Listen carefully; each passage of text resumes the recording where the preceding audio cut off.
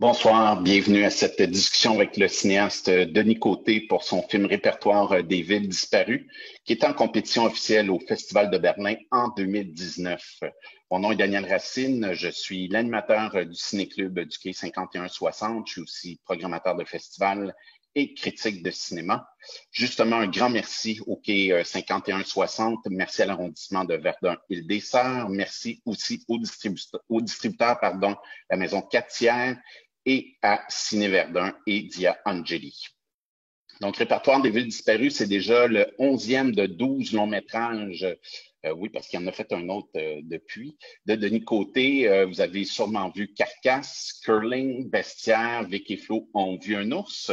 Vic et Flo ont vu un ours avait remporté le prestigieux prix Alfred de Bauer, qui est l'ours d'argent pour l'innovation au Festival de Berlin en février 2013. Et c'est ça, comme je vous le disais, depuis, il nous a offert l'énigmatique Wilcox, selon moi, qui est un film somme de toutes ses œuvres précédentes.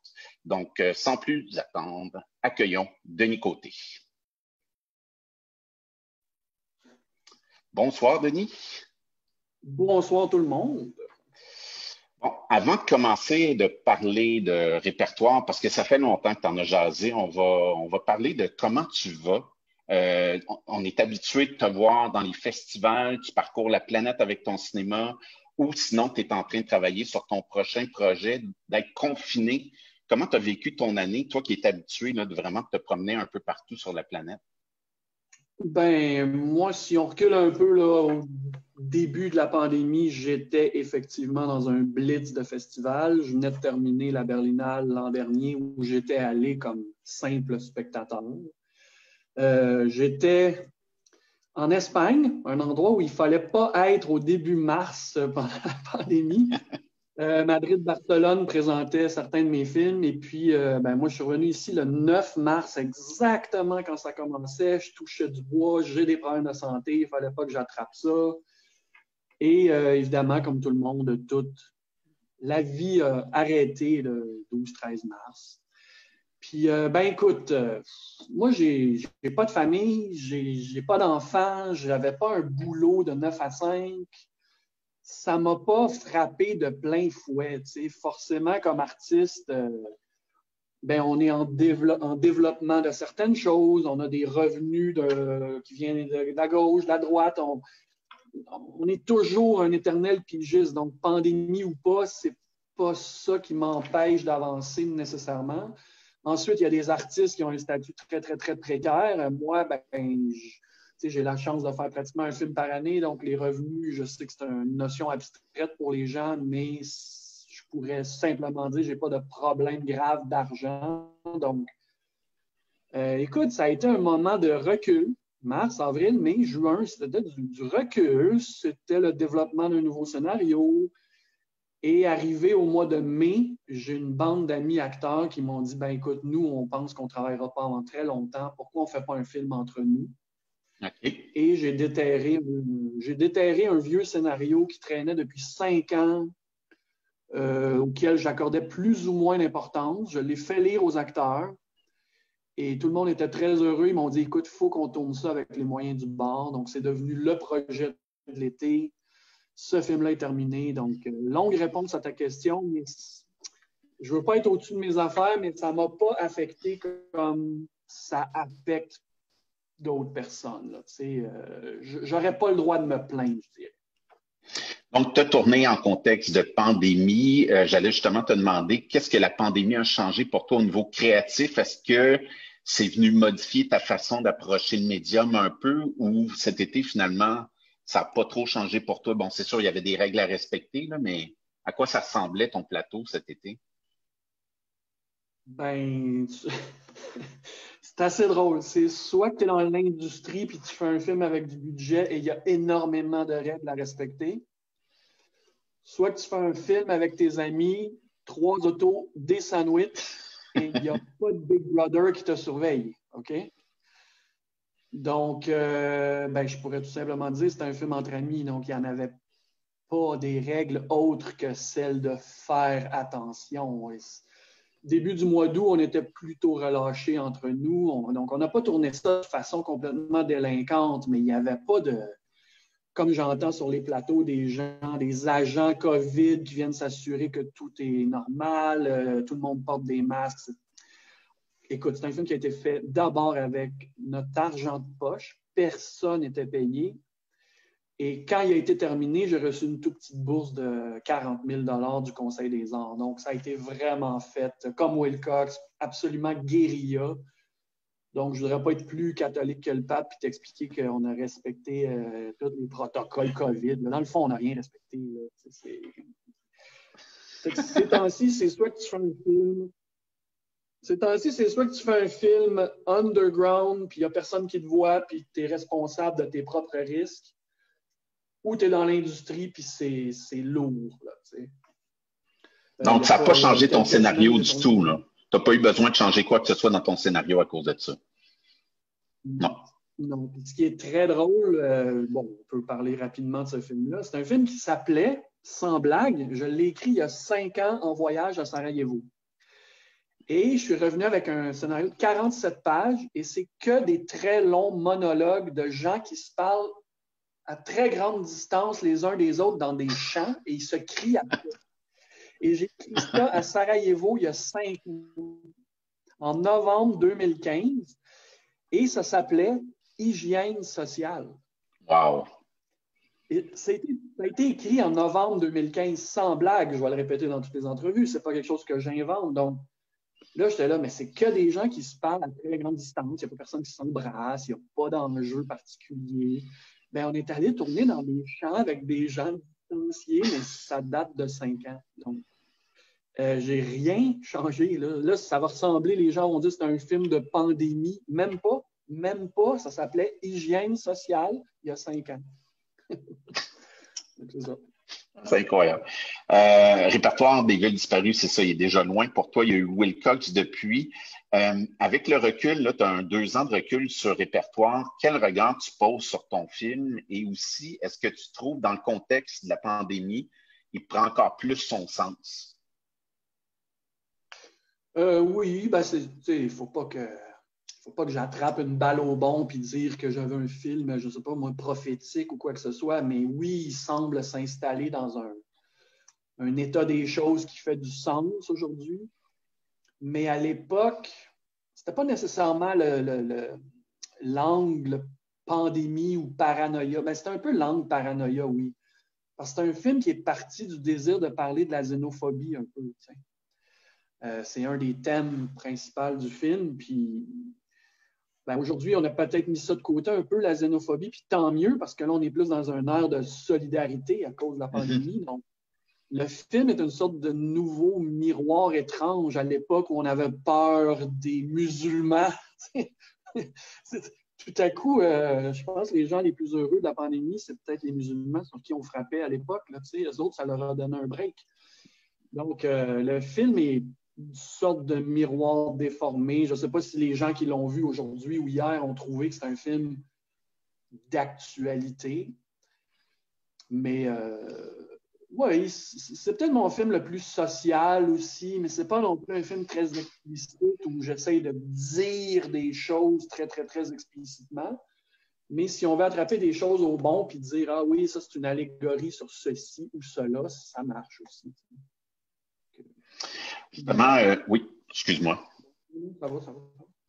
Justement, ceux qui nous écoutent, si vous avez des questions pour Denis, gênez-vous pas de les écrire sous ce que vous voyez sur Facebook.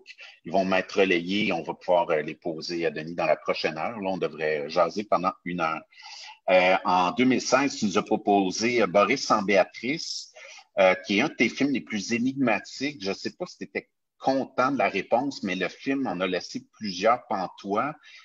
Répertoire, justement, qui était ton prochain film de fiction après celui-là.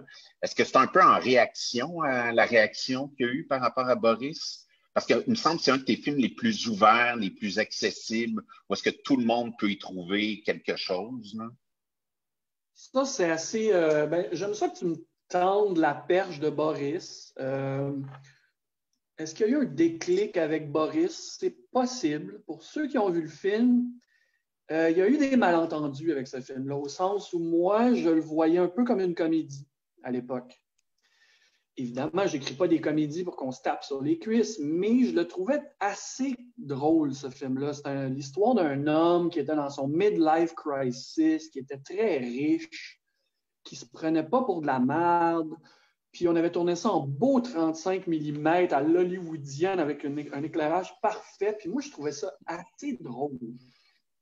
Mais le film a été vu plutôt comme, ben, je dirais, au premier degré, avec un peu d'allégorie et tout. Et il y a eu des réactions. Les premières réactions étaient d'ailleurs à Berlin, où je me suis fait frapper avec mais qu'est-ce qu'on en a à foutre d'un homme riche de 50 ans puis toutes ces belles femmes dans sa vie? Qu'est-ce qu'on en a à foutre? OK, excellente question, excellente question. Donc, j'avais raté un peu le côté un peu comique, paralysé du film. Donc, j'ai voulu réagir, c'est-à-dire, après, j'ai fait Taposilis, mon documentaire sur les culturistes. Et là, j'ai eu envie de relâcher les choses. Pas de scénario, enlever la caméra du trépied, s'approcher des peaux, s'approcher de la sueur, aimer les culturistes. Dans mes anciens films, je regardais mes personnages un peu, peut-être pas de haut, mais un tout petit peu comme des insectes. Puis je demandais à mes acteurs de se tenir sur un X et de ne pas bouger du X.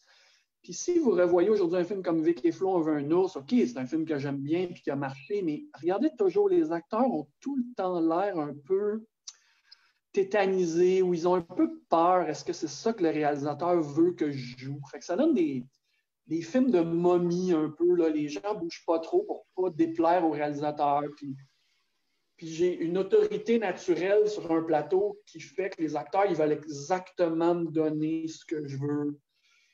Donc, quand je suis arrivé à Taposilis, j'ai fait « OK, là, c'est le temps de... » je ne veux pas dire de trouver de l'humilité, mais je vais enlever ma caméra du trépied puis je vais relaxer. Ce n'est pas moi le boss, c'est mes personnages.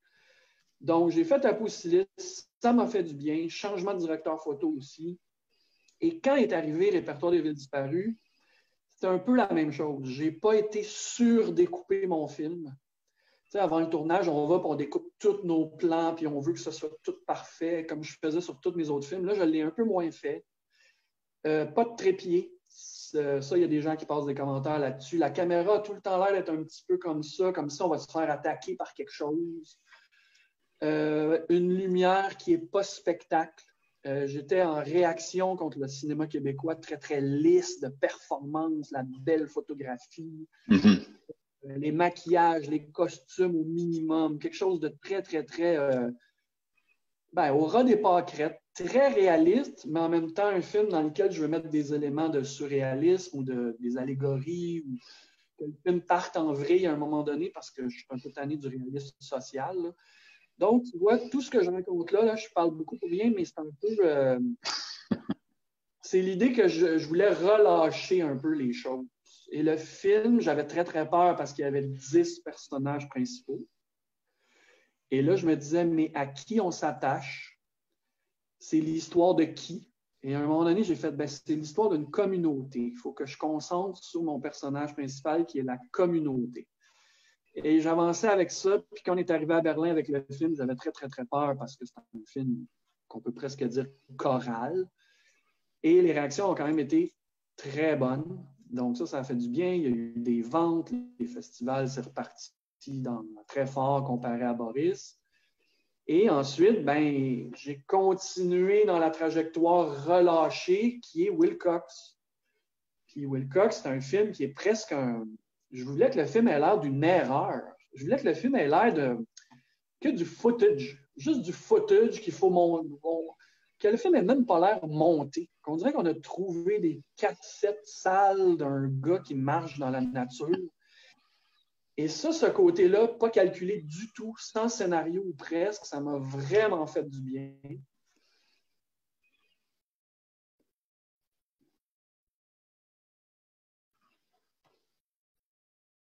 Comme tu dis, ça a peut-être fermé une sorte de boucle où à l'époque, je faisais du cinéma haut placé. Et là, je suis en train de tout le déplacer.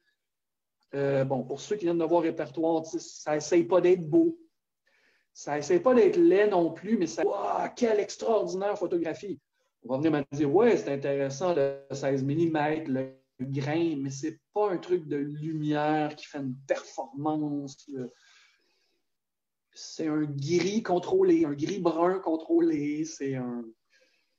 Mais ouais, c'est comme. Je suis peut-être dans une nouvelle période un petit peu plus relâchée. C'est peut-être la confiance, c'est peut-être l'âge.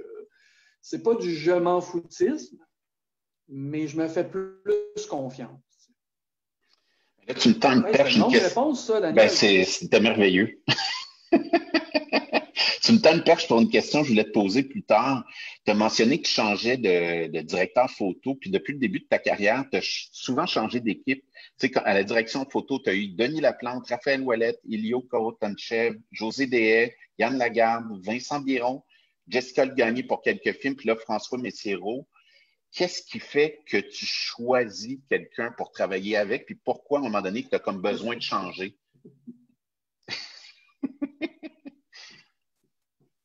C'est un peu drôle d'écouter toute la liste, parce que là, j'ai l'air de quelqu'un qui les dit après l'écriture.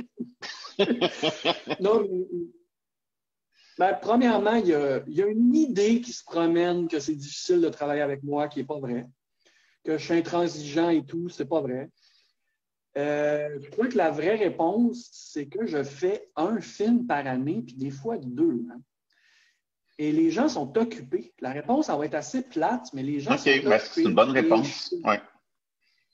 Et je suis un peu comme, excuse-moi, je sais que tu fais de la télévision, je sais que tu fais ci, tu fais ça. Puis à un moment donné, je suis un peu raide, puis je dis, je suis désolé, tout le monde est remplaçable. Hmm. Un peu méchant quand je dis ça. Mais quand tu sais ce que tu veux, puis que donc, tous les gens que tu viens de nommer, je suis en chicane avec aucune de ces personnes-là, ça ne cache aucun conflit. Bon, forcément, si je n'ai pas rappelé une personne pour le film d'après, cette personne-là se pose un peu de questions, mais forcément, je lui dis, ben écoute, tu n'étais pas libre. Puis ils savent que je suis très prolifique, je suis un peu un rouleau compresseur, puis j'avance. Donc, ça ne cache pas des problèmes dans le travail, c'est plutôt. Ben, tu vois, là, j'ai François Messiero depuis 4 films. Mm-hmm. Ben, c'est plate, là. Je ne veux pas dire que lui aussi est remplaçable, mais dans le fond, oui, tu sais, le travail d'un réalisateur, c'est d'être un chef d'orchestre. C'est le fun d'avoir une famille, tu sais, comme j'ai le même monteur depuis une dizaine de films ou presque. Attends, mais il y a eu Matthew Rankin pour Wilcox. Matthew Rankin, et la réponse pourquoi c'est pas Mathieu Roy, c'est qu'il n'était pas libre. Ouais. Nicolas Roy, c'est parce qu'il n'était pas OK. libre. Voilà. C'est tout. Donc, il n'y a pas de. C'est le fun d'avoir une famille quand même. Ouais. Même les producteurs ont changé.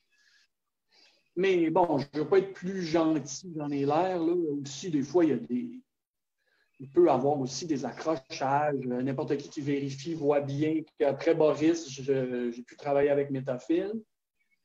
Et là, 4 ans plus tard, je reviens avec Métafilm. Ben, il y a un trou de 4 ans, forcément.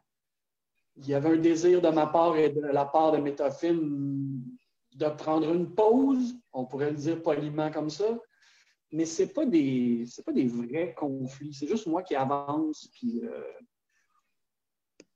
ouais, je ne suis vraiment pas du genre à dire ah, mon directeur photo n'est pas libre pour 8 mois, ben, je vais l'attendre. Ouais. Dans ma personnalité, tu sais, vous le voyez, je parle vite, je bouge vite, je fais beaucoup de films. Fait que c'est pas trop mon genre de laisser des choses sur des tablettes. Là, on va revenir à répertoire. Au départ, il y a la prose là, de Laurence Olivier. Tu as conservé l'essence. Mais pour la première fois, moi, j'ai eu l'impression que tu essayais de passer un message.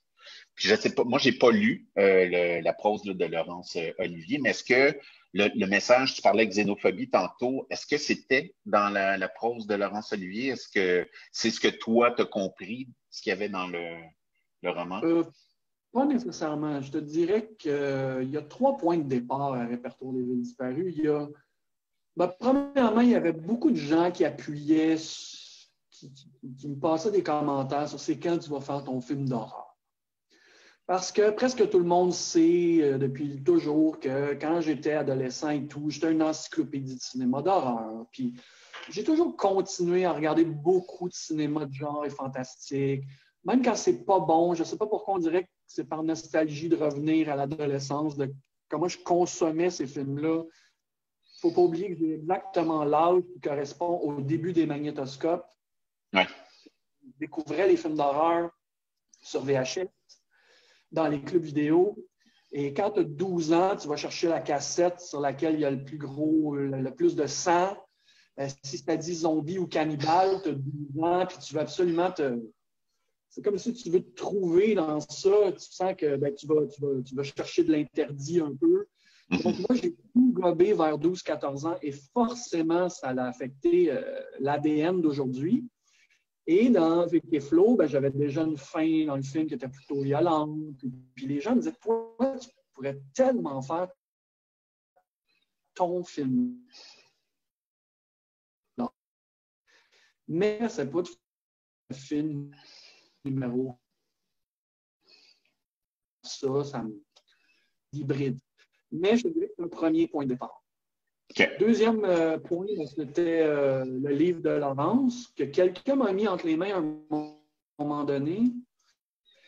J'ai trouvé ça très, très beau. C'est surtout un livre, c'est sur l'incommunicabilité. C'est des gens dans un village qui arrêtent de se parler après qu'un jeune homme est mort. Il s'est peut-être suicidé, il y a peut-être eu un accident, mais en tout cas, la mort du jeune homme fait que les gens arrêtent de se parler.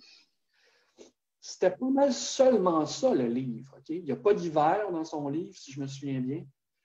Il n'y a pas de retour de zombies ou de morts. Il n'y a pas de commentaire social sur la xénophobie ou quoi que ce soit. Fait que le livre m'a comme seulement donné une sorte de passerelle et honnêtement, il m'a fait du bien parce que historiquement, j'écris tous mes scénarios puis je pars de zéro. Et là, pour la première fois, j'avais envie de faire confiance à du matériel déjà publié. Et ça m'a beaucoup intéressé. Donc, elle m'a donné la charpente, l'intention de faire un film d'horreur. Puis, à un moment donné, j'ai fait, j'ai envie d'un potentiel allégorique dans ce film-là. Et on était à l'époque où j'écrivais le scénario, on était à l'époque du chemin Roxham au Québec. Là. Tu sais, les migrants qui arrivaient au chemin Roxham. Et ça faisait paniquer tout le monde parce qu'il y en avait 40 par jour qui arrivaient à l'accueil. Et bon, vous le savez, on est dans un pays plutôt confortable, on n'est pas en guerre, quoi que ce soit. Donc, on a une certaine tendance à se chercher des scandales et à se chercher des peurs et à se les fabriquer. Et je trouvais que cet épisode-là, avec les migrants, on avait une tendance assez lourde à se fabriquer de la peur, puis de la xénophobie. Puis, oh mon Dieu, qu'est-ce que ces gens-là vont venir voler de notre confort? Je ne dis pas que les gens le disent très fort là, comme ça. On n'est pas une société intolérante. C'est pas ça que je voulais dire, mais cette façon-là d'approcher un petit problème comparé à ce qui peut se passer en Méditerranée ou en Europe, ça me faisait un peu rire jaune. C'était un peu... Ça me faisait rire. En fait, ça me faisait un peu rire. Et là, j'ai fait, OK, bon, moi, je vais faire un film de zombies. Si vous voulez le regarder au premier degré, ça se pourrait que vous trouviez ça plate parce que ce n'est pas vraiment un film d'horreur. Si vous avez envie de gratter sur les questions de racisme latent, la xénophobie ordinaire, le rapport à l'autre, le rapport qu'on a à notre mémoire, notre territoire, notre histoire, comment les Québécois aiment le statu quo plus que le changement. Tu sais. Fait que j'ai tout rentré ça dans le film sans en faire un exercice intellectualisant ou lourd. Là. Tout ce que je viens de vous décrire là, si vous ne le voyez pas dans le film, c'est vraiment pas grave. Là. Puis je ne veux pas rendre mon film plus politique qu'il l'est. Mais je pense que le film est pétri de toutes ces choses-là. Puis, ouais, comme tu dis, après ça, j'avais très peur parce que je savais que j'allais encore une fois présenter un Québec très, très, très, très, très brun, très gris. Puis, vous savez qu'on a fait toutes les blagues imaginables sur le cinéma québécois déprimant, tu sais. Fait que là, moi, je pense qu'il reste un petit peu d'humour dans le film, un petit peu.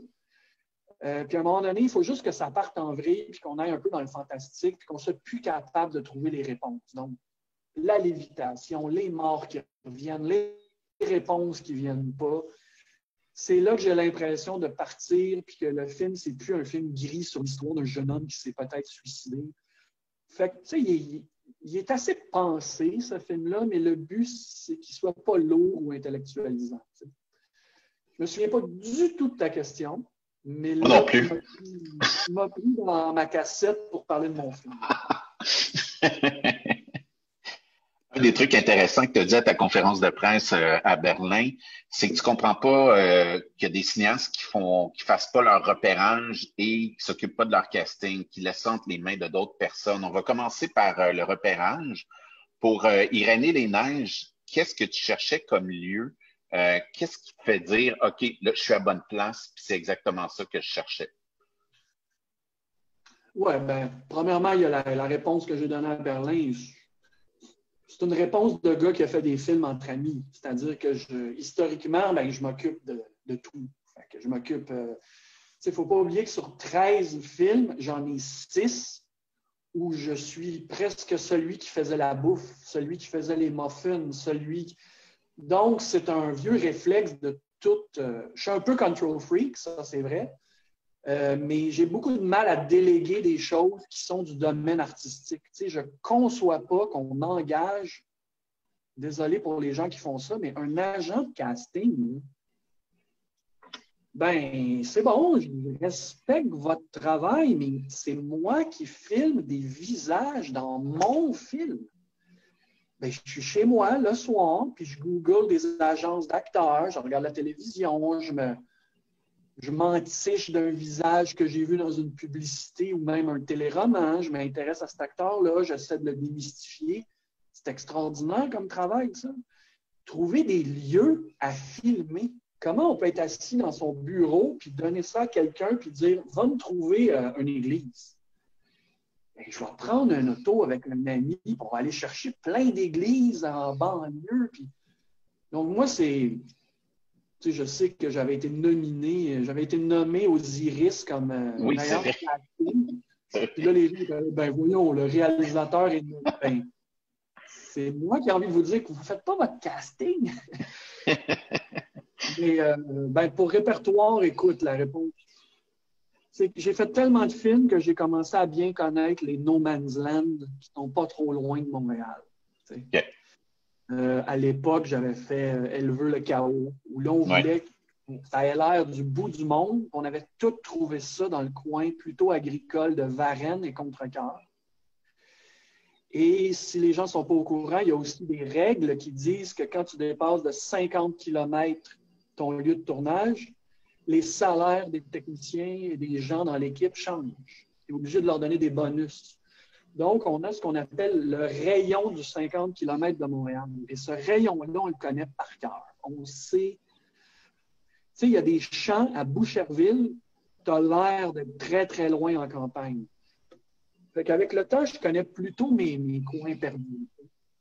Et je savais que, quand on avait disparu, on m'avait dit tu vas à Châteauguay, puis après ça, tu rentres dans les terres, puis tu vas voir, c'est un trou. Tu sais. Et curling, j'avais trouvé tous les trous à l'époque. Vic et Flo, ben, vous le savez, là, je fais toujours des films un peu en région, donc je connais un peu mes champs, mes forêts. Donc, répertoire, on est allé dans un coin où il ne se passe absolument rien l'hiver parce que l'été, c'est le coin des maraîchers. Et là, on parle de Sainte-Clotilde de Châteauguay, Saint-Mathieu et Saint-Michel de Napierville. Et ça, c'est l'été, ça explose en agriculture, les travailleurs mexicains, guatémaltèques et tout. Et l'hiver, c'est un sacré no man's land. C'est que des vieilles granges, c'est que... Donc, on était peut-être à 50-55 km. C'est une parfaite distance pour aller tourner. Puis, écoute, je tombais sur des maisons abandonnées, des granges. On n'a pas besoin d'aller très loin. Des fois, je suis à l'étranger et on me dit « Où est-ce que tu as trouvé tes lieux? » Ben, je dis à 35 minutes de Montréal. Tu sais, puis les gens... Mais vous connaissez le Québec. On n'a pas besoin d'aller très loin des fois pour que ça ait l'air C'est vrai. en tout respect de rien. Et on a aussi tourné au mois de février. Et au mois de février, c'est le moment où la neige s'appelle presque plus de la neige. C'est une croûte brunâtre, une croûte grisâtre. C'était parfait pour le film, en fait. C'était presque un cliché que le film doit être plus gris que gris. T'sais. Donc, si je reçois des attaques que c'est un film gris, j'ai presque envie d'éclater de rire en vous disant « Mais c'est sûr que c'est gris! » C'est ça que tu voulais. On Puis n'a en, pas fa- doublé. oui, puis en 16 mm, c'est encore plus fort. J'avais même des consignes à l'équipe costume, des couleurs terreuses. Du gris, du noir. Les disaient, du noir à l'image, Denis, c'est moyen. Ben, du gris foncé, du brun. Je veux qu'une personne porte du rouge et que ce soit le personnage d'Adèle. Et tout le monde, si vous remarquez, c'est tout un peu du... le maquillage devait être au minimum, sauf pour la mairesse qui essaie de se garder une contenance. Donc, c'était assez une esthétique du gris. Mais aussi, dans l'esthétique, je me souviens d'avoir dit à François, à la direction photo, je dis, il faut qu'on se trouve une esthétique de la disparition. On appelait ça comme ça. Tu sais. Comment on pourrait filmer l'idée que tout est sur le bord de disparaître dans cette ville-là? Que ce soit les gens, que ce soit les lieux, que ce soit la mémoire. Qu'est-ce qu'on peut faire en visuel? Donc, on avait fait des blagues. On peut tourner en VHS, on peut tourner en Super 8. On peut prendre des vieilles caméras digitales de 2004. Puis, on a statué pour le 16 mm, granuleux.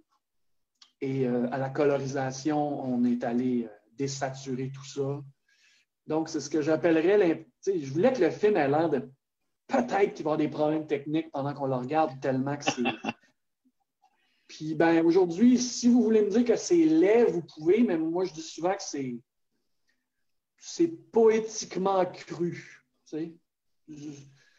Puis c'est aussi un statement. C'est pas loin d'un fuck you au cinéma québécois, très, très beau, très lisse. Tu sais. On aime vraiment performer au niveau de l'image dans le cinéma québécois. Cinéma d'artisan, cinéma très, très, très professionnel avec des beaux gros budgets.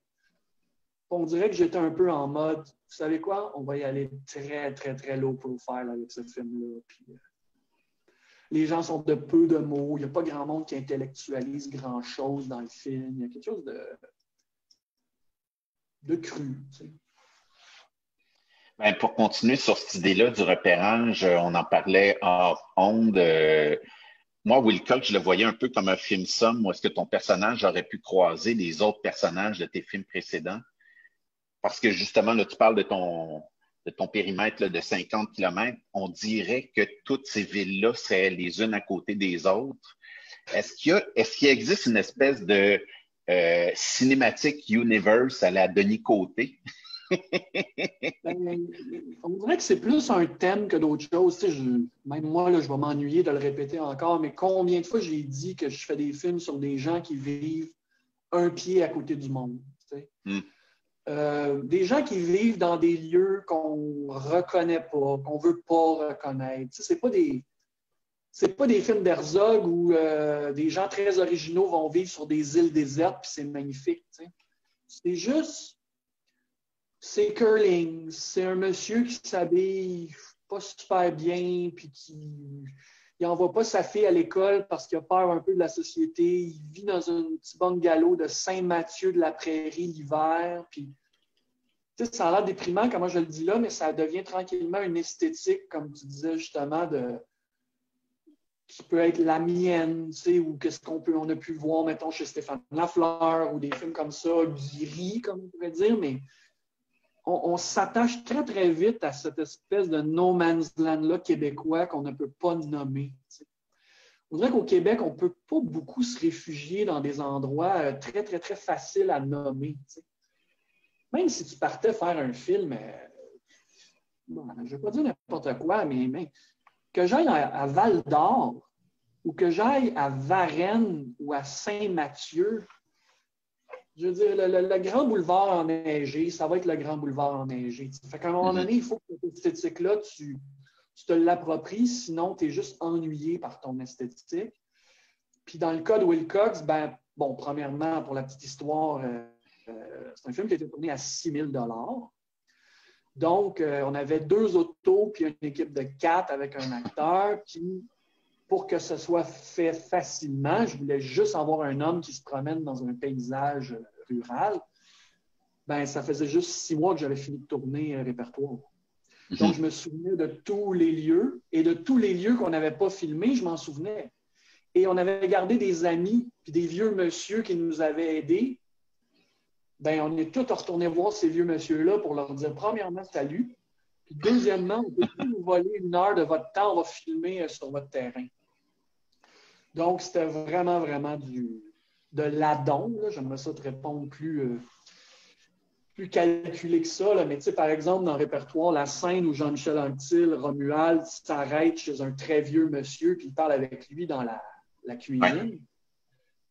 Ben, c'est la même cuisine dans Wilcox. Puis le vieux monsieur qui vit dans la maison, c'est cette maison-là, puis c'est le propriétaire. C'est la même maison. Vous ne l'avez juste pas remarqué si. Évidemment qu'on se recycle, évidemment qu'on a des bons coups, évidemment qu'on a notre liste de contacts. Wilcox, c'est un film qui a l'air complètement improvisé, mais qui est tout préparé d'avance. Qui est tout partout où vous voyez que c'est tourné, on a eu la permission pour tourner. Donc, c'est du cinéma c'est du cinéma un peu de chum. Tu sais, c'est autant que je suis très cinéphile puis je calcule mes choses. Quand j'arrive sur les lieux, c'est très bodé. Je n'essaie pas de transformer la réalité. Le mur, il est brun, ben, il va être brun dans mon film. Le mur, il est rouge, il va être rouge dans mon film. Tu sais, c'est rare qu'un directeur artistique va venir et va vouloir m'offrir un nouveau monde que je n'ai pas déjà vu avec mes yeux. Tu sais. Fait que j'ai un rapport au réel qui est très, très cru et très pur. Mais si je peux le pervertir par des éléments comme les morts qui reviennent ou de la lévitation, ben ça, je vais le faire. Tu sais. Parce que je suis quand même assez allergique au cinéma de réalisme social. Tu sais, Curling, je ne le referais plus. L'histoire d'un homme qui est déprimé parce que sa femme a puis que tout du début à la fin correspond à la vraie vie. Ça m'intéresse. Tu sais. Autant que j'aime un film comme Curling, il appartient à son époque. Tu sais. Tout film québécois que je vois aujourd'hui qui est purement réaliste, social, ben, je peux apprécier, mais je suis moins... je suis moins client. Tu sais. Je faisais une petite blague avec le Cinematic Universe de Marvel, mais je vais juste faire une petite comparaison. Aux États-Unis, il y a Chloé Zhao qui a fait The Rider et No Man's Land. Puis elle s'est fait offrir Eternals par Marvel. Si toi, on t'offrait de repartir les Boys, parce qu'ils parlent de repartir les Boys, ou une grosse série de télé, est-ce que tu accepterais? Parce que tu as déjà dit qu'on pensait jamais à toi pour ce genre de truc-là, mais si on te l'offrait, est-ce que tu sauterais sur l'occasion? C'est comme répondre... Ça ne donnerait rien, on dirait, de répondre à la question. Tu sais, je vais reculer à Vic et Flo. Vic et Flo, le film était sorti aux États-Unis. J'avais eu un attaché de presse aux États-Unis. Je donnais des entrevues dans des grands hôtels de New York. Puis à cette époque-là, je me souviens, l'attaché de presse il avait dit « Ça ne t'intéresse pas un film à Hollywood? » Puis là, c'est la première fois que j'entendais ça. Comme on est là, les cinéastes québécois, on est un peu... Puis bon, 2013, c'était 2013. On n'était pas encore dans la folie d'avoir des modèles à la Denis Villeneuve ou Jean-Marc Vallée et tout. Puis là, je dis, ben, comment ça fonctionne? Il dit, ben, Denis, c'est pas très compliqué. Il n'y a aucun agent à Hollywood ou aucun studio à Hollywood qui voudrait produire Vic et Flo ont vu un autre. Ça se peut pas. Mais ils le regardent et ils sont capables d'avoir une admiration pour le film que tu as fait. Et ils se disent, lui, il sait réaliser un film. Et ensuite, ça ne dépend que de toi, à quel point tu peux aller cheater dans ce qu'il cherche. Puis c'est toi qui vas décider par ton attitude si tu veux jouer le jeu ou tu ne veux pas jouer le jeu, tu veux rester un auteur pur et dur. Je suis comme, c'est intéressant. Tu sais, je ne me laissais pas tenter, mais j'écoutais. Tu sais. Il dit, mais tu ne feras jamais avec Flo, Denis. Là. Il y a David Lynch qui fait ce qu'il veut, mais sinon, il n'est même pas produit par les Américains souvent. Tu sais. Puis là, j'avais écouté ça m'avait un peu intrigué, puis il m'avait dit, ben c'est simple, tu prends un agent et tu te fais livrer à la maison des scénarios, tu les lis, et le jour que tu en aimes un ou deux, tu les contactes, tu dis, j'aime bien celui-là, puis il dit, ils vont te demander, je ne sais pas si c'est vrai, j'ai déjà eu ces discussions-là avec un mec comme Philippe Falardeau, il nous le répond, il nous dirait beaucoup plus clairement, là, mais ils peuvent t'appeler et dire « Oui, tu as aimé ce scénario-là, nomme-moi les 5 acteurs de ton choix que tu verrais dans ce film-là. » Puis là, ils regardent ta sensibilité comme ça, puis tu te fais donner un projet selon qui tu es. Tu sais, c'est encore une fois Philippe Falardeau quand il a fait The Good Lie ou Chuck ou des films comme ça, ben, c'est pas un cinéaste sur la liste numéro 1, mais c'est quelqu'un, lui, on va l'essayer, on va lui donner 10-15 millions, on va voir qu'est-ce qu'il fait avec. Donc, à cette époque-là, je n'avais pas donné suite tout simplement parce que j'ai des problèmes de santé, puis j'avais du mal à me projeter dans l'avenir, puis je ne me voyais pas du tout commencer à jouer à ça. Tu sais. Donc, j'avais oublié l'idée. Et pour revenir à ta question à toi plus précis, le fait que je ne réponde pas, c'est que c'est quand même vrai que depuis 2005, là, on est rendu à 13 longs métrages. Ils ont tous été lancés dans les plus grands festivals du monde, les 3-4 plus grands. Je continue d'avoir un certain nombre, mais j'ai le stamp underground, intransigeant, cinéma d'auteur, ancien critique. Ça va me suivre toute ma vie, plus les rares entrevues que je donne, ben je dis vraiment ce que j'ai à dire, puis je peux avoir là quelqu'un qui a une personnalité un peu difficile à manœuvrer si on lui donne un projet qui n'est pas le sien. Fait que je comprends l'image que ça renvoie. Puis non, le téléphone n'a jamais, jamais, jamais sonné pour m'offrir une pub, une série télé. C'est pas, je le comprends, c'est pas moi qu'on appellerait pour ça. Non, mais tu le ferais-tu? Tu le ferais-tu si on t'appelait? Ben forcément que à l'âge que j'ai là maintenant, puis que comme je ne suis pas un jeune cinéaste avec plein d'ambition de faire de la télévision, ben là, malheureusement, j'écouterais puis j'arriverais avec mes demandes. T'sais. Je vais être encore plus concret avec toi. L'autre jour, on m'a proposé de réaliser mon premier concert de musique. OK. Déjà, c'est surprenant. Et puis là, j'ai fait « Ah, c'était le gérant du band qui vit en Allemagne. Il m'a dit, est-ce que tu réaliserais un concert musical d'1 heure? » Et ça a été fait. C'est mon premier. Je suis très content. C'était excitant. Mais quand il m'a contacté, j'ai essayé le plus possible de ne pas avoir l'air arrogant, mais je lui ai dit « Écoute, je ne m'en viens pas servir un groupe, là. Si tu m'appelles, j'aimerais ça que tu sois en train d'appeler Denis Côté, le cinéaste, et que tu as vraiment besoin de la signature de ce cinéaste-là pour ton projet. Excuse si ça fait prétentieux. » Il m'a dit, c'est ce que je fais. J'ai dit, OK, donc je vais pondre le concept et le band devra prendre mon concept à 100%. Là, il m'a dit, ah, laisse-moi leur parler, puis je te reviens. Tu vois? Et 2 jours plus tard, il m'a dit, ben, tu fais le concept que tu veux, le band te fait confiance. Puis j'ai quand même rajouté avec une pointe, encore une fois, d'arrogance. Je dis, tu sais, j'ai pas besoin de ça, là, moi, dans ma vie, un concert d'un band rock. J'ai pas besoin de ça pour décoller dans ma carrière. Puis tu vois, je l'ai dit pas trop arrogant, puis ça a bien passé, puis on s'est amusé, puis tout. Donc, si une série télé arrivait, ben, je dirais probablement la même chose. Tu sais, si tu veux me faire rentrer dans un moule, je vais peut-être avoir du mal. C'est très possible que je ne sois pas capable non plus. Il ne faut pas oublier. Tu as parlé des boys. Je ne suis peut-être pas capable, tout simplement, là, de faire les boys. C'est pas compliqué. Là, Puis, en tout cas, en 15 ans, je n'ai jamais réalisé une chose dont j'étais détaché. Jamais, jamais, jamais que j'ai réalisé une chose seulement pour l'argent. Mm-hmm. Quand ça fait 15 ans que tu es intransigeant comme ça, même 20 ans, là, c'est assez dur à 47 ans de venir me proposer caméra café. Là, C'est très bon, caméra café. Ça serait intéressant. Il ne faut juste pas que les gens pensent qu'il est snob et jamais il irait toucher à ça.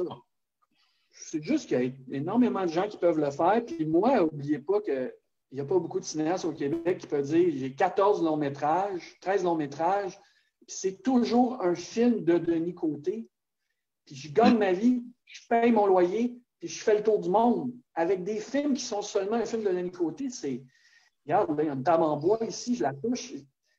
Je ne peux pas sacrifier ça. C'est quand même trop merveilleux pour tout à coup décider d'aller faire une pub de yogourt parce que quoi? Pourquoi une pub de yogourt? Pas parce que je méprise la pub, mais parce que j'ai tout simplement pas besoin. Mais tu devrais faire ça en court-métrage, une pub de yogourt, ça serait drôle. Comme pour rire du truc. Moi, j'aimerais ça voir ça. On a une première question du public de Christophe Gagné qui demande Denis, si tu avais à faire un vrai film d'horreur, peur, meurtre et tutti quanti, ça pourrait être inspiré de quel sous-genre, pays et ou auteur? Admettons là, que tu en fais un, là, vraiment. Ben là, c'est assez étrange. Ça va être très rapide la réponse. C'est parce que pendant la pandémie, j'ai commencé à me trouver énormément de giallo italiens obscurs et inconnus. Okay? Dans l'histoire du giallo italien, ceux qui ne connaissent pas le giallo, c'est souvent c'est des films un petit peu funky, des belles femmes qui sont toutes assassinées une après l'autre par un homme avec des mains gantées, puis la structure narrative est assez loose, puis à la fin, on découvre c'était qui le tueur, puis il y a tout le temps une petite musique funky, très Dario Argento, finalement, qui est le plus connu, Mario Bava, Sergio Martino, des gens comme ça. Mais c'était un genre absolument... il y a eu tellement de films en Italie, un tout petit peu en Espagne, mais en Italie, des giallo, c'était dans les années 70. J'en ai regardé pas loin de 50 pendant la pandémie. Ah, wow. Puis, vous avez peut-être entendu parler, il y a un site sur Facebook, un groupe fermé qui s'appelle La Loupe. Okay. Et ça a été parti par des cinéphiles français, des cinéphiles très hardcore. Et c'est un site pour trouver des films introuvables, qui n'ont pas été édités en DVD ou qui sont épuisés. Et les gens s'envoient des liens de films rares. Et forcément, il y a beaucoup d'horreur dans ça. Donc, je vous dirais que ma pandémie, j'ai fait un retour en enfance et j'ai regardé une quantité de giallo. Et juste parce que là, la question m'est posée ce soir, je dirais un giallo. Tu sais. On n'a jamais fait un giallo au Québec. C'est vrai. Ce qui est un peu drôle, c'est que là, je suis en train d'écrire, j'ai un nouveau scénario qui est dans la machine du financement. C'est un film qui parle beaucoup de sexualité, qui est un thème qu'on n'a pas souvent abordé dans le cinéma québécois. Puis j'ai envie de dire que s'il y en avait un autre, ce serait l'ultra-violence ou un film très violent et malsain. Un genre qu'on n'a pas fait dans le cinéma québécois et qui n'est pas très bien vu, alors que certains pays en ont fait une tonne. Donc là, si ça avance bien, mon film de cul, bon, c'est pas une connerie, c'est pas un film d'exploitation, mais le thème est assez rare dans le cinéma québécois, mais on dirait que, je dis pas que je vais faire ça après, mais un film peut-être très violent ou très nihiliste, presque de la violence gratuite ou de l'ultra-violence, c'est des choses qu'on n'a jamais vues au Québec, puis c'est un genre, je ne veux pas dire qu'il est noble, mais qui n'existe pas chez nous, c'est pas dans nos mœurs, c'est pas dans notre culture. Mais encore une fois, une réponse trop longue, mais j'aimerais ça faire un giallo québécois. Yes! On le veut. Denis, on le sait, tu étais critique de cinéma avant. Quel regard tu poses sur la critique? Puis est-ce que tu les lis des critiques en ce moment de tes films? Puis comment tu réagis par rapport aux critiques de tes films?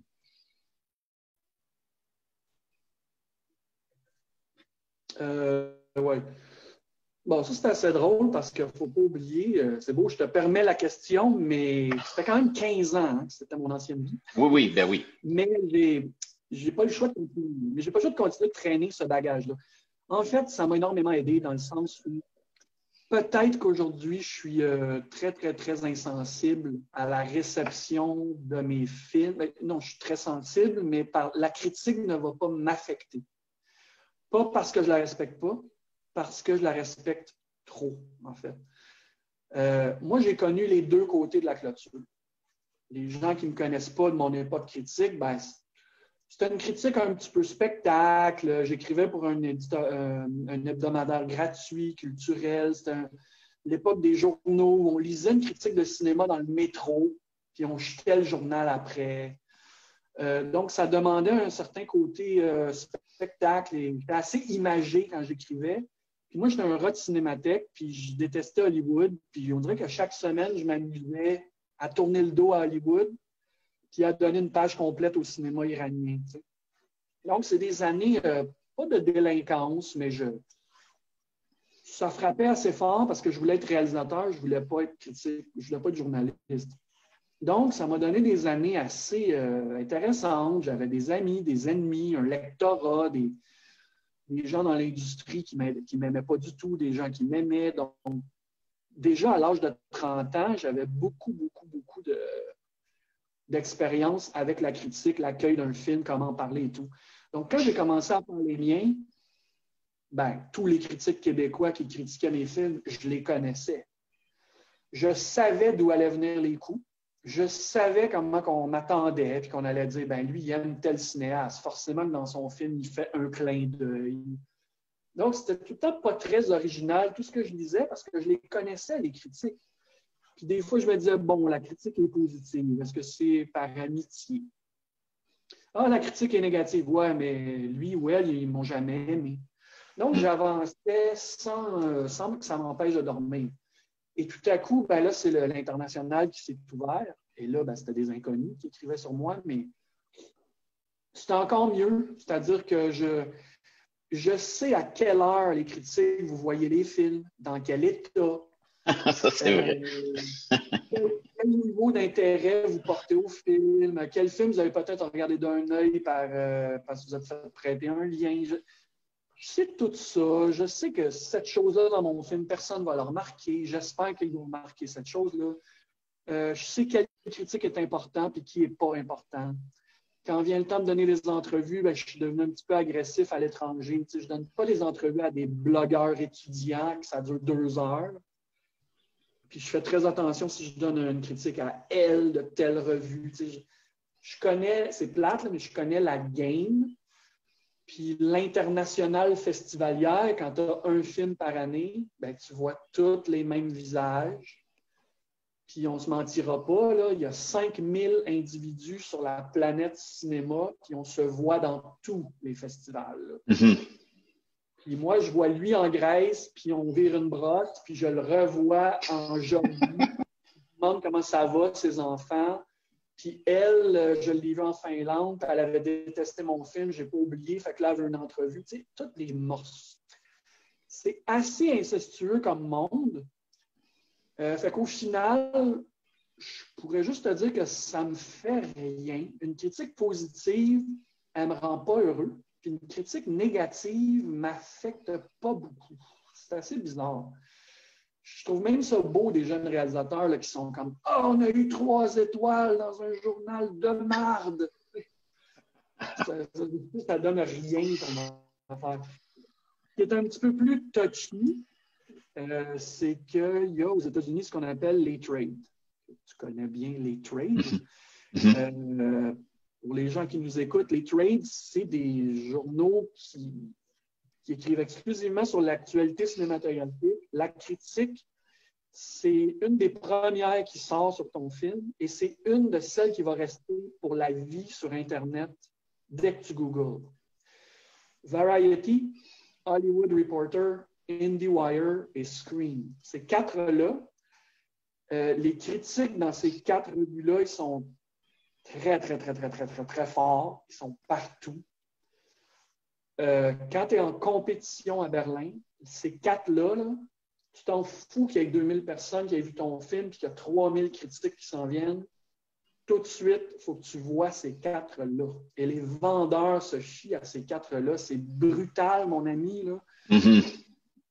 Fait que tu vois, pour revenir à mes gros films qui étaient à Berlin, ben, tu vois, répertoire, c'était ma 3e fois en compétition à Berlin, tapis rouge, t'as le sou, OK, t'es excité, mais j'étais content pour mes acteurs. Mais moi, dès que le film finit, la critique n'a pas le droit de sortir avant la moitié du film. Mon Dieu, ils sont vite. Ah, mais eux autres, ils l'ont vu avant, c'est ça. Les autres, ils l'ont vu avant, mais la règle pour les journalistes, c'est que tu n'as pas le droit de sortir ta critique avant le milieu de la première mondiale. Si tu fais ça, tu te fais couper ton accréditation et tes droits de journaliste. Okay. Donc, pour nous, comme moi, j'ai apprécié ma première mondiale avec le public, les critiques sortent dans mon dos. Donc, quand on sort, puis qu'on se fait applaudir et tout, puis qu'on s'en va dans le backstage, puis qu'on se donne des bisous, ben moi, je prends discrètement mon téléphone de mon site et tu regardes les 4 gros. Et ton vendeur international, il fait la même chose. Et je me souviens que Boris, sans Béatrice, à la fin de la projection, on a 3 sur 4 qui étaient sortis, puis les 3 étaient négatifs, dont un dans des termes assez violents. Et je me souviens que j'ai regardé mon vendeur, il m'a regardé, puis mon attaché de presse m'a dit « Si tu veux, demain, tu peux dormir plus longtemps. Il y a eu des annulations pour les entrevues. » Ça, c'est les hautes ligues. Ça fait mal. Ça, c'est, tu sais, je pense à, je sais pas, Xavier Dolan à Cannes, ou tu sais, tous les films de Cannes, comment c'est. Donc, oui, on porte attention à la critique parce que c'est pas juste relié à un critique, c'est relié à des ventes. C'est relié à, tu sais, Vic et Flo, puis Répertoire, ben, ça a bien marché à Berlin avec des prix. Ben, ça a été vendu dans 15 à 20 pays après. Boris, le jour de la Première mondiale, des mauvaises critiques, ça a été vendu dans 5 pays. C'est tout relié. Tu ne peux pas être un cinéaste et te foutre complètement de ça. Les cinéastes qui disent « Moi, je ne lis jamais les critiques. » J'y crois pas vraiment. Tu es presque obligé de travailler en essayant de te situer dans le portrait mondial. Tu as ta personnalité, mais il faut que tu saches un peu t'es où là, dans le portrait. Là, puis, moi, je me mêle de tout. Les ventes internationales, les festivals, j'envoie mes films à des programmateurs, j'ai un réseau assez élargi un peu partout dans le monde. Donc je peux mettre mon nez dans ces choses-là. Mais à la base, ça m'intéresse. Comment mes films rejoignent les gens, ben oui, ça m'intéresse. Je ne fais plus des films seulement pour moi-même. On a une autre question du public d'Émile Dufresne. Quelle est ton opinion sur la diffusion des prochains gros films américains sur les plateformes et au cinéma? As-tu peur de la mort des salles de cinéma dans un futur proche? Ben, on l'a vu un petit peu cet été quand les cinémas ne pouvaient pas présenter de films hollywoodiens. C'est sûr que ça a frappé fort. Moi, de mon point de vue très cinéphile, j'essayais de ne pas regarder ça, puis je me disais, ben, mais pourquoi qu'au cinéma du parc ou, je ne sais pas, moi, au Paramount, ils ne présentent pas des gros classiques? Ben, déjà, au Paramount, cet été, ils présentaient Pulp Fiction, puis Jaws. Puis le cinéma du parc n'a pas vraiment présenté des classiques, mais ça n'a pas marché nulle part. Donc, même si moi, je me dis, ben, ils pourraient présenter des Midnight Movies tout le temps, au cinéma du parc, ça marcherait, c'est pas vrai. Je ne sais pas, tu connais les chiffres mieux que moi, mais il y a eu Tenet cet été qui a été le seul. Est-ce que Tenet a sauvé les cinémas cet été? Non. Et non. On aurait pris 3 Tenet. Là, fait que je pense qu'à court terme, quand les cinémas vont réouvrir, ben, ceux qui réouvriront vont se remettre sur le mode Hollywood. Est-ce que les cinémas vont disparaître? En fait, je n'ai pas de réponse, mais j'aimerais réfléchir à ça avec la personne qui me pose la question. C'est quand même assez fou comment c'est devenu impossible de proposer à quelqu'un de payer 13 $ pour aller voir un film au cinéma. Là. Je vous explique que j'ai passé toute la pandémie sur un site qui s'appelle La Loupe, où les gens s'envoyaient des liens. Ben, je pouvais regarder 10 films gratuits en s'envoyant des liens. Puis quand tu es moindrement cinéphile, tu peux tout trouver gratuitement. Tu n'as même pas besoin d'être un hacker. Il y a des films sur YouTube. Là, puis une fois par semaine, je me disais, bon, là, il faudrait que j'encourage quelqu'un. Fait que là, j'allais sur le site des distributeurs québécois, iTunes, là, à défaut de... Puis là, je payais, ça ne me dérangeait pas. Mais je payais 5 ou 6 $ sur iTunes. Et là, tout à coup, il y a eu le Cinéma du Parc ou Cinéma Moderne qui proposait des films à 12,99 $. Étrange. Même pour moi, là.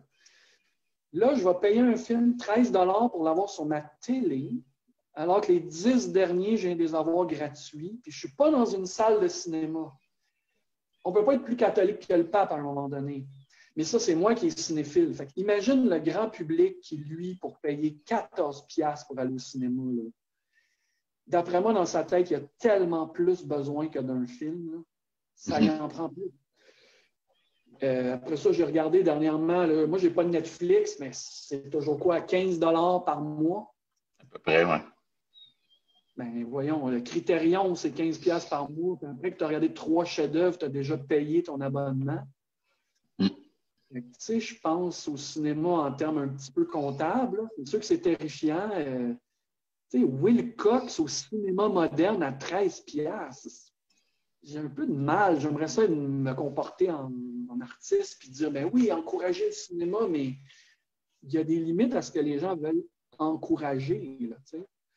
Ouais, mais en même temps, tu as un film comme Wonder Woman qui va sortir le jour de Noël, autant en ligne qu'en salle. Ils prennent le défi quand même de sortir le 25 décembre.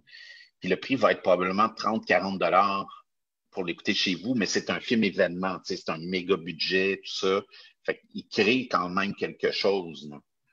Ensuite, sans vouloir dire que tant pis si les cinémas meurent, c'est pas ça que je vais essayer de dire, là, mais je fais pas partie des gens qui sont comme des ayatollahs du cinéma qui disent si tu n'as pas vu le film sur grand écran, tu ne l'as pas vraiment vu. Mhm.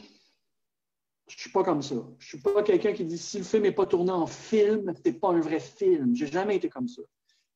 Moi, je pense que si tu veux regarder 2001 Odyssée de l'espace sur ta télé ou sur ton téléphone, puis que ça te fait verser une larme, et puis tu as l'impression que tu as vu le meilleur film de ta vie, qui je suis pour te juger? Mhm. Puis j'ai l'impression qu'il y a énormément de jeunes de 18, 21 ans, ils sont très capables et ils ont été élevés à regarder des chefs-d'œuvre sur leur laptop, sur leur cuisse, là, comme ça, là. Moi, j'ai une grosse télé, puis je plug un fil HDMI de mon laptop, je le mets dans ma télé. J'ai 47 ans, puis c'est comme ça que je me concentre parce que je n'ai pas le grand écran. Mais la majorité des gens regardent des films sur leur laptop, sur leur genou, dans leur lit, avec des écouteurs. C'est comme ça que les films sont consommés aujourd'hui. Je suis qui, moi, pour juger ça? T'sais? Est-ce que ça va faire mourir le cinéma au coin de la rue? Possible. Est-ce que c'est le travail du cinéma du coin de la rue de trouver des façons d'attirer le public? Aussi. Aussi. Tu sais, moi, je vais dans des festivals partout dans le monde, là, puis il y a des festivals que tu payes, tu t'assois, ils ferment les lumières, ils partent le film. J'étais sur le bord de nommer un festival local. Puis il y a des pays, tu arrives, le programmateur vient en avant, il se présente, il met le film en perspective. Il fait un Q&A avec absolument, ça prend un invité ou sinon un prof d'université ou quelqu'un qui est cinéphile, qui vient parler du film. Après, il y a un enrobage autour du film, puis c'est essentiel. Puis, ben, je pense que les cinémas devront tirer leur épingle du jeu autrement que de dire « Ah là, ça va plus, il faut que je mette mon film à 15$. » Mhm. Un documentaire québécois à 15$ dans la salle Fernand Séguin à Cinémathèque, qu'est-ce que tu veux que je te dise? Pourquoi tu remplirais ta salle? Comment tu peux la remplir? Là? C'est quoi l'incitatif? Fait que moi, personnellement, ben, j'ai développé une attitude un peu autre, c'est-à-dire, quand je fais une rencontre comme on fait là, je dis à tout le monde qui nous écoute, tu m'écris quand tu veux sur Facebook, je t'envoie mes films gratuitement. Tu vois, je le dis en Q&A, je le dis à l'étranger, je fais des masterclass. Ça marche toujours. Il y a 3-4 personnes qui m'écrivent. Parce que moi, comme cinéaste, je n'en retire pas d'argent. Je fais rager les vendeurs ou les distributeurs, mais ça coûte. Nous autres, on ne fait pas d'argent autre que notre salaire de réalisateur. Puis après, le salaire, c'est notre réputation. C'est des gens qui te voient à l'épicerie et qui disent j'ai vu ton film, j'ai beaucoup aimé ça. Bien, tant mieux. Si tu veux en voir un autre, je vais te l'envoyer gratuitement. Je suis un peu de cette mentalité-là. Mais si tu parles au vrai Denis Côté cinéphile, ben oui, tu continues de me voir à la Cinémathèque et tu me vois sur le grand écran. C'est là que j'ai été élevé à aller voir les films, mais j'ai pas envie de faire la morale aux jeunes qui vont pas au cinéma parce qu'ils trouvent ça plate, qu'ils trouvent que ça pue, qu'ils trouvent que c'est cher. Je peux pas leur faire la morale. Donc, est-ce que j'ai peur pour les cinémas? Oui. Mais en même temps, je pense que les gagnants, ça va être les cinémas de quartier qui sont originaux. Le cinéma moderne à Montréal, c'est quand même 15$, là. Aller voir un film. C'est une toute petite salle de rien. Puis hors pandémie, c'est pas mal tout le temps plein. OK, il y a juste 50 places, mais un 50 places, tout le monde ensemble, qui vit quelque chose avec un invité, là, ça n'a pas de prix, ça, c'est fort. Là, Ouais. Mais ouais. Dernière question, et c'est la question qui tue, Denis. Si t'avais, parce que je suis bien curieux, vu que tu as fait pas mal tous les festivals, en tout cas les plus gros, si tu avais à en choisir un seul festival où est-ce que tu peux retourner à nauséam, mais tu ne pourrais plus aller aux autres, lequel tu choisirais? Ben, tu sais, avant de répondre, tu le sais, là, je fais des longues réponses. Mais il y a différentes catégories de festivals. Il y a des festivals où tu vas, je les trouve extraordinaires pour la programmation et c'est de la pure cinéphilie. Tu sais que tu peux rattraper tous les meilleurs films de la dernière année. Tu sais que tu peux avoir un billet. Tu sais que les cinémas sont cool. Tu sais que les invités sont cool. La Viennale à Vienne, ça vient de rentrer dans tout ce que je t'ai dit. OK. Pas de stress. C'est pas des premières mondiales. Tous les cinéastes y vont. C'est là que tu donnes la main à Tsai Ming-Yang. C'est là que tu donnes la main à Bellator. C'est là que tu vas prendre un verre avec Ken Loach. Là, tu sais. Carla Vivari. Compétition de merde, mais tellement conviviale avec des salles pleines. Ça, c'est purement cinéphile pour rattraper des films. Après ça, tu as la catégorie les parties. Il y a énormément de gens qui vont dans les festivals pour avoir du fun, surtout les Québécois. Donc là, ceux qui te marquent, c'est ceux que tu as eu le plus de fun. Bon, ça, il y en a plein, les films, il n'y a personne dans les salles, les films ne sont pas intéressants, mais tu as tellement eu de fun. Fait que c'est pour ça qu'avant de te répondre, en vieillissant, je suis plus du côté cinéphile. Donc, moi, si tu me disais à chaque année, tu peux aller à la Biennale, je dirais, c'est bon, je vais tout voir à la Biennale, puis je n'ai pas besoin d'aller ailleurs. Après ça, ben, c'est des coups de cœur. C'est des endroits où je suis allé une seule fois, puis je n'oublierai jamais. De très loin, puis tous les grands cinéastes, ou tous les cinéastes du monde qui sont déjà allés vont te le dire, de très loin, le plus original, c'est le Midnight Sun Film Festival en Laponie. Wow! Créé par le frère Kaurismäki en juin. Et y a pas, le soleil ne se couche pas pendant 4 jours.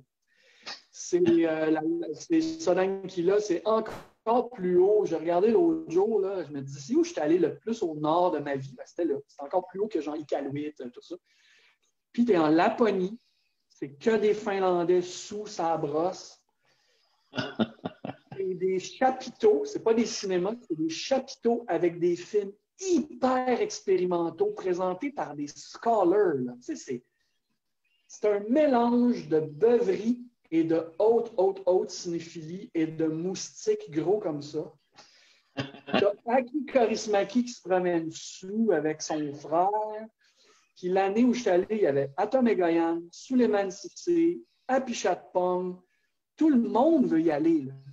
Tu fais des saunas tout nus.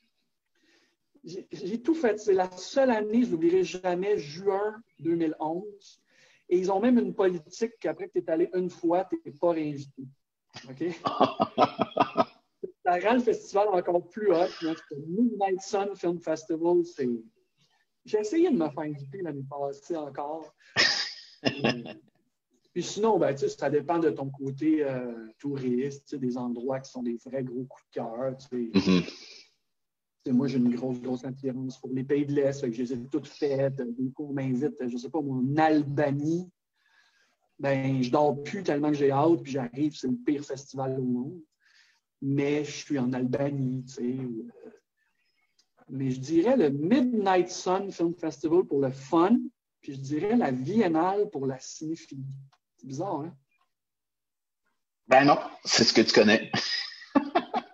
Denis, un gros merci de ta générosité. C'était toujours super intéressant de te jaser. Je parlais beaucoup parce que la pandémie a fait que je n'ai pas pu voyager, puis je n'ai pas pu parler de choses. Puis d'habitude, je fais un écœurantite aigu de parler de moi-même. Mais là, ça fait 1 an que je n'ai pas parlé de cinéma avec personne. Ben, très heureux que tu aies eu cette chance. Un gros merci aussi au public qui nous a suivis. Merci à Diane Gély de Ciné Verdun pour la technique et pour toute l'organisation de cet événement-là. Notre prochain rendez-vous cinématographique, c'est dimanche le 13 décembre à 17h pour le documentaire Femmes de Anastasia Mikova et Yann Arthus Bertrand. Vous pouvez dès maintenant réserver votre place soit via le site cinéverdun.com ou via l'événement Facebook. Le lendemain, lundi 14 décembre à 19h, il va y avoir une discussion Zoom avec une intervenante de la Maison des femmes de Verdun.